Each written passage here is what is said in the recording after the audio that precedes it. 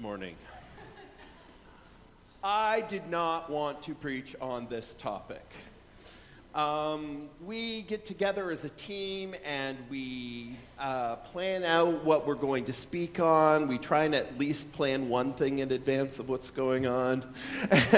And then once we have it broken down, all of what the main topic is, we break it into specific weeks that fit into that topic. And as we broke down this one, I traditionally speak on the first Sunday of the month because that's Big Church Sunday, and the rest of the Sundays I'm downstairs teaching the senior high class. But it just so happens that the one that was assigned to the first Sunday of the month was this blessed to be a blessing and talking about giving. And I was like, I don't want to do that one. Well, it so happens that next weekend, which will be the first Sunday of the month, the youth are doing a 24-hour sleep. Well, it's not a sleepover because we're going to be awake, God help me. We're playing games for 24 hours for an organization called Extra Life, which is gamers supporting sick kids' hospitals. And so our kids love playing games, and they love sick kids' hospitals, and so they said, this is a fundraiser we want to get behind. So we're doing that next week. There's a table outside. Feel free to support them.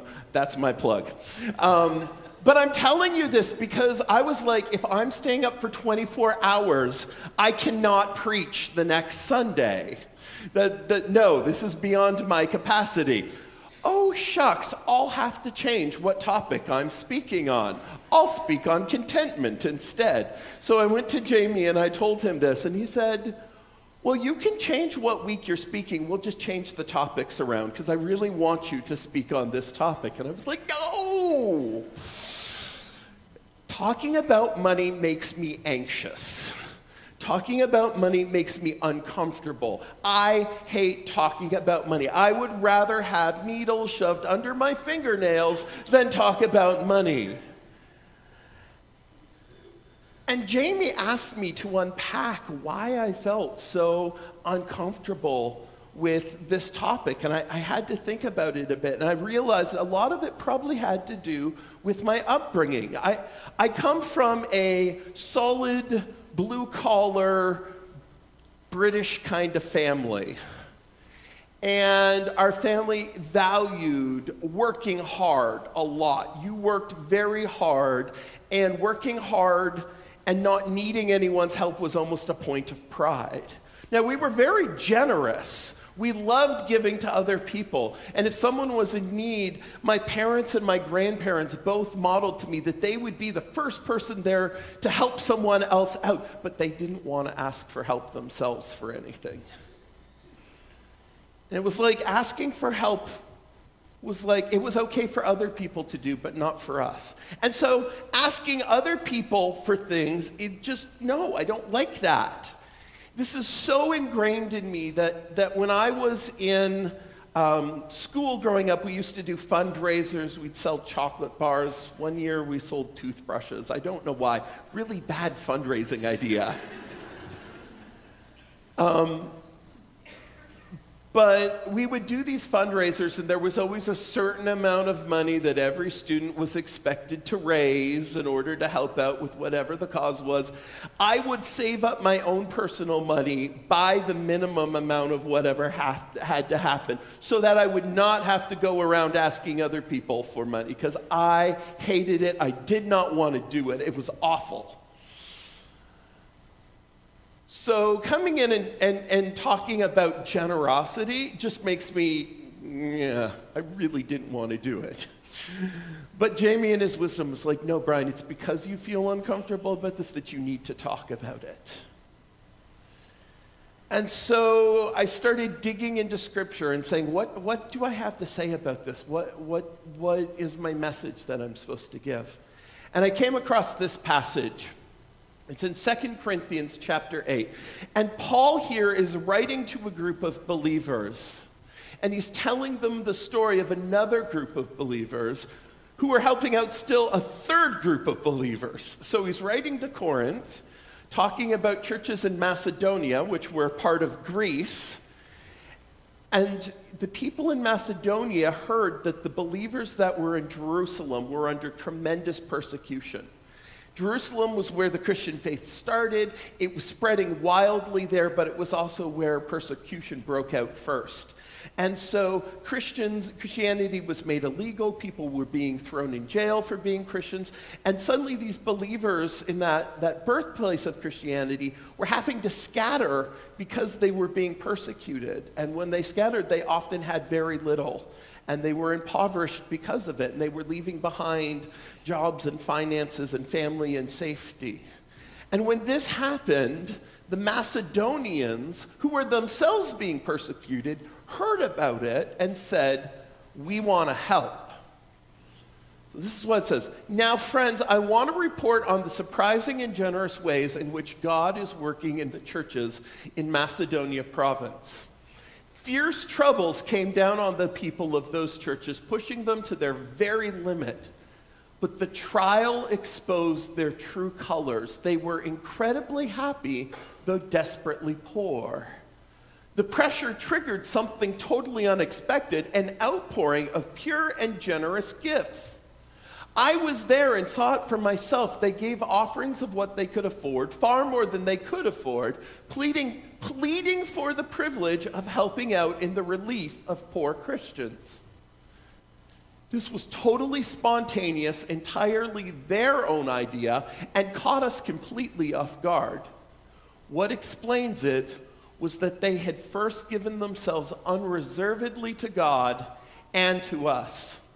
The other giving simply flowed out of the purposes of God working in their lives. That's what prompted us to ask Titus to bring the relief offering to your attention, so that what was so well begun could be finished up. You do so well in so many things. You trust God, you're articulate, you're insightful, you're passionate, you love us. You get the feeling he's buttering them up here. Now do your best in this too. I'm not trying to order you around against your will, but bringing in the Macedonians' enthusiasm as a stimulus to your love, I am hoping to bring the best out of you. You are familiar with the generosity of our Master, Jesus Christ. Rich as he was, he gave it all away for us. In one stroke, he became poor, and we became rich. Here's a story of people facing incredible difficulty and suffering, hearing about someone else who was facing difficulty of suffering, and their first reaction and response is, how can we give to help them? They don't even have enough for themselves, but they have this reaction that says, we are so thankful. It says they were desperately poor and yet very happy. They had this outpouring of their heart that said, I want to, even in these circumstances, help other people. What kind of generosity is it? What is going on here? Well, there's a couple things going on. If I can have my next slide come up. Number one, it tells us something. It tells us this: generosity is not determined by wealth. I have seen people with very little excited about giving, and I have seen people who have huge amounts of money who just clung onto it and said, I do not have to give to anyone. And you know what? They're right. They don't have to give to anyone. But generosity is not determined by wealth. You know, growing up, I used to think I was poor. Like I said, we came from a family that was blue collar. My dad worked in a factory. My mom worked at a Christian school. Money was tight. We sacrificed a lot to make sure that all three of us boys could have a Christian education. And that meant there wasn't a lot of money left over for other things sometimes. And one of the things that meant was three growing boys, I often got hand-me-downs. And to me, hand-me-downs felt like that must mean I'm poor. Even though the clothes were of good quality and you just grow so fast, you grow out of them before they get worn out. But to me, we weren't buying new clothes, because I saw friends that were getting new clothes, and so in my heart I would decide we're poor because I have hand-me-downs. This isn't new. Oh, how little I understood the world. Between grade 10 and grade 11, I went on a missions trip to Mexico. And we were in Ciudad Juarez, and I spent 7 weeks, I think, in actually Ciudad Juarez, helping build a church. And when I was there, my thought of what was rich and what was poor completely changed. We were building a church, and behind the church, there was what I thought was a shack, but it turned out to be a living space for actually a family that attended the church. And it was probably the size of this stage. And it had only 2 rooms in it. And I forget the exact number of people who lived in it. It was over 10. Lived in those 2 rooms. Extended family, grandparents, children, grandchildren, all living in this very small space. They had a refrigerator, but they had no electricity. So their refrigerator was actually, the electricity was a gift from their neighbors, and they had an extension cord that ran from next door into their house just so that they could have that refrigerator. While we were there working on building this church, and they didn't know what to do with the fact that there was a bunch of these like white kids from North America coming down building a church for them. They were often like, why are you here? Why would you do this for us? And we're like, we're learning more from you than we're giving. But they always felt like they wanted to give back to us. And we said, no, we have so much already. We couldn't take from you. But while we were doing the construction, someone came one day and stole our tools and our wheelbarrows from the construction site. And we were like, well, we were able to get new tools, but we didn't know what do we do. If we leave them out, they're going to get stolen again. And the church was not complete enough that we could lock it inside safely. And so this family said, let us take the tools and put them in our house. And we were like, no. Now, there were 13 of us on the trip, but we were sharing a 2-bedroom house. We had the girls in one bedroom, the married couple leading the trip in another bedroom, and the boys in the living room. And we said, well, we could put the tools in the room with the married. They said, no. Please let us give back. We want to give back. This is important to us. We want to help in this. And so they took them and kept them in their house, which was already so small. And yet for us to have said, no, you can't do that, we will do it, they would have felt angry and insulted and cheated because they wanted to help with things. They had very little, but it was so important to them that they would be able to share out of what they had, because generosity is not determined by wealth. Next point, generosity should be joyful. And this is something that I've learned for myself. I love when I know that what I am giving is helping other people, it feels amazing. And people in this church understand this. This is why when sharing and caring comes around at Christmas time, people are like, we don't know what to do with everything. The people are coming and say, no, I want to help too. I want to help too. And every year we're like, okay, this is how much we can do. And then we have like so many people come that it grows to even more people. Because people have learned that when they give, there is something amazing that happens. And when you get to see what you gave helping other people and the difference that it makes, it not only helps them, it makes you feel amazing. And we want people to be motivated to give because they have that kind of feeling. When they see the programs here and say, man, we're doing good things, I want to support that, they give joyfully. I know in my own life, I love helping other people, and I love being able to give. I work with the youth. And one of the ways that I've given kind of all through my ministry is I take kids out for coffee and for meals. Because there's something special about eating together that lets them feel loved in a tangible way.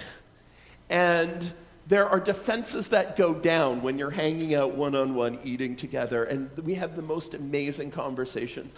And I've realized the importance of this. So when I first started off in youth ministry, my church had no budget. I was getting paid, very little. I was in school while I was doing it, and yet I set money aside so that I could take kids out for this. And those meals meant so much to those kids. I'm so blessed that now the church actually gives me a budget to do this with. It's awesome. But even when I didn't have a budget, I did it because I knew this was an important thing. And the joy I got out of spending that money on them was more than I could ever have gotten spending it on myself.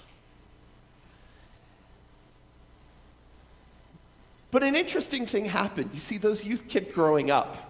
And there's this thing in my head. Once you're one of my youth, if you were my youth, it doesn't matter how old you get, you are always one of my youth. My brain just never, no. So some of my youth are 34 and have teenage children of their own now, but in my head, they're still my youth. They're my kids. Most of them have jobs that make more money than I do. And I'm still in touch with many of them. There was one youth who I was particularly close to from my first youth ministry job. At one point, when he was in high school, he got thrown out on the streets in grade 11. He stayed with me at my parents' house for a while he was getting back on his feet at one point and helped him find a safe place to stay. Later on, he was going through a divorce and things got really hard. He ended up on the street again. He came and lived with us for a year. He then got a job working on the ships that go through the Great Lakes. And they make a lot of money doing that. Nobody wants that job. It's the most miserable work because you're gone all of the time. So he started working there. He now makes more money than I will ever see. But we get together still on a regular basis when he's off the ships. And I always try and pay. And he's like, "What are you doing?" And I'm like, no, you're my youth. I have to pay for this. He's like, "Brian, I make double your salary. I'm paying for this." And I'm like, "No, I'm going to pay for it." And he got angry. He said, "Don't you dare. You have given me so much. How dare you steal the ability for me to give back and say thank you?" But this was a pride thing for me. I wasn't going to let go of it. I didn't want to give him the chance because I liked being the giver and him being the receiver. Generosity should be joyful, but generosity also has to be shared. So let me say this. If you feel like you're coming here and we talk about money a lot, because we do talk about money a lot here, I'll just own that. It's one of our bullseyes is giving generously, is part of who we are and what we do here. And because it's our DNA, we talk about it. But we talk about it not because we need to pressure you to give us money. We talk about it because we know that generosity is amazing in its own reward, and we want everyone to be part of that. If you feel like you are being pressured and you do not want to give, let me give you permission right now. Do not give. Stop. We do not want money that has come from pressure. That is not what generosity is about.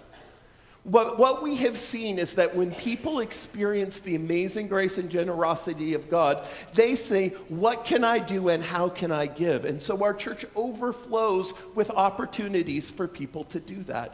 And there are different ways you can do that, but we want it to be joyful, not pressured. Understand this, money does not equal happiness, but poverty does cause harm.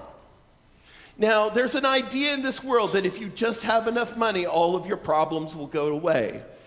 This is the foundation of every lottery commercial that has ever been made. Just imagine.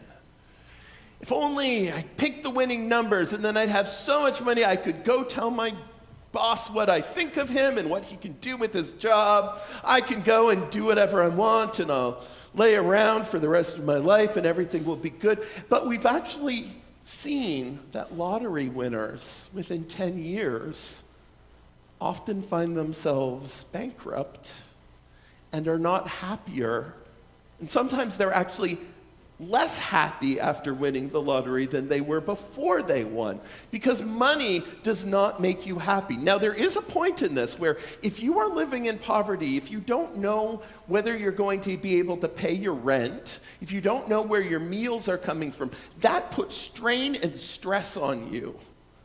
And to a certain degree, money will relieve that strain and stress. So let's not glorify poverty as if it's a wonderful thing. It's hard and it's soul-crushing. We'll be talking more about that in a couple weeks. But there's a line. Once you get those basic needs met, one study I read said 70,000 was the line. One study I said 100,000 a line. I'm like, well, I got a long way to go before I hit that line. But once you get any higher, you don't get any happier the more money you have.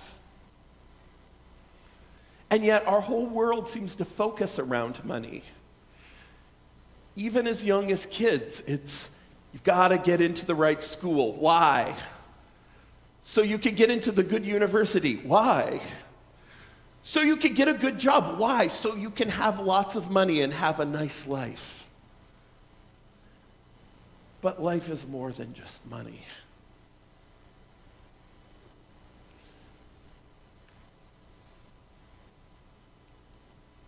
We want people to give, but at the same time, we need to assure you that when you give, it's not because we want to get rich. Let me assure you, none of us on this staff are getting rich off of your offerings. I am very thankful to be working at a church where actually my needs are met, because I've worked for a lot of years at churches where I didn't get paid or was paid very little. And it is a great relief on my hand for that. But we're not getting rich on this. I'm not going to be driving around a Beamer anytime soon. That's not the life here. And we recognize that sometimes talking about money is hard because there have been churches where they have profited off the needs and generosity of other people to build their own lifestyle. We are open with our finances. If you have questions about where your money is being used, we are glad to show you. Go talk to Dwayne. I have no idea what it's about. But our commitment to you is that when you are generous, we use your money to be generous to our community and help other people to live out the mission that we have together of imagining God building better families, better Brampton, better community, and beyond. It is better to give than to receive. And I've experienced this. I thought Christmas was awesome when I was a little kid and getting gifts. The only thing better than being a little kid and getting gifts in Christmas is giving gifts to little kids at Christmas. Because now I have 7 nieces and nephews, and I get to spoil them at Christmas. And when you give them that gift that they really wanted, and I get to be the good uncle that gets it for them, and they're like, oh my gosh, you got me a Pokemon! This is the most amazing thing in the world! You're the best present! That is way better than any present I got myself. I don't even get presents at Christmas anymore. We were giving gifts to each other, and we're like, wow, it's a gift card. Here's a gift card for the same amount of money. Merry Christmas. Why are we wasting our time with this? I don't want to do that. But when I get to go buy gifts for my nieces and nephews, it's so much fun. We like giving them books at Christmas time. We spend all year looking through titles and picking out the special one that's going to be for that particular child. Giving is better than receiving, but it's also important to receive other people's generosity. You see, we do a thing in our culture where we value giving, but we think receiving is shameful. And this is wrong.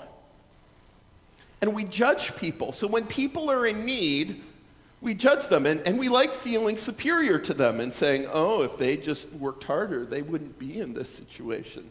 But I'll just give you the... And it makes it hard for people to ask for help when they need it.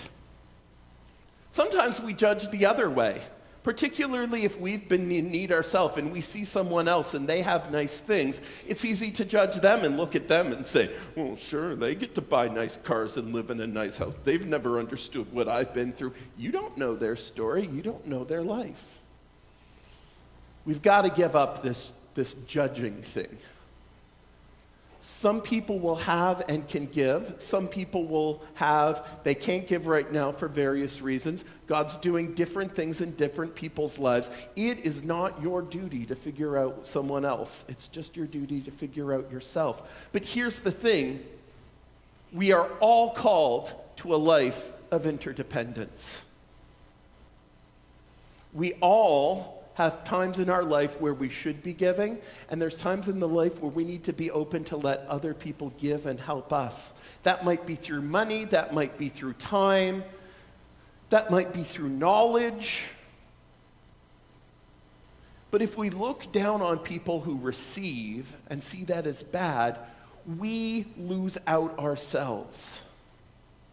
If we never let other people give to us, we steal from the people who God is going to benefit them through giving and helping us.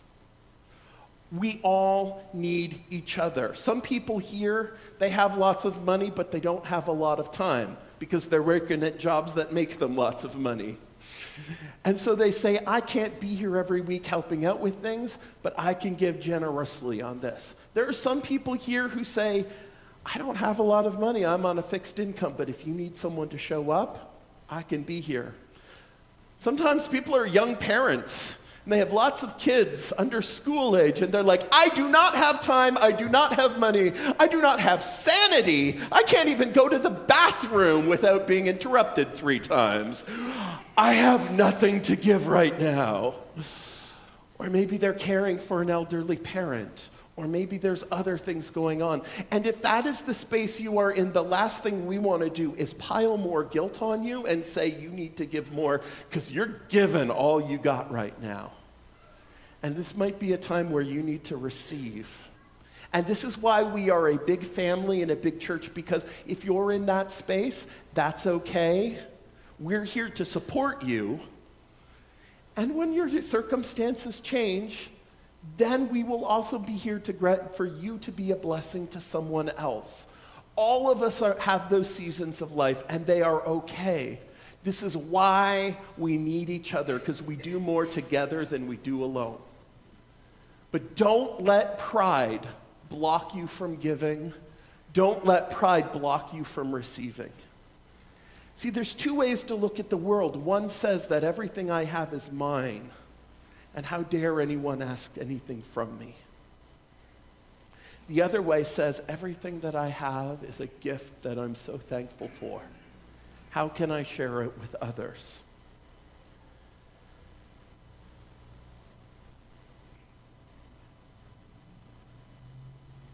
I don't want to judge on things. It's not for anyone else to figure out. But you know what? I've seen in my own heart sometimes thinking, what I have is mine because I work hard for what I have. But, there's lots of people who work hard.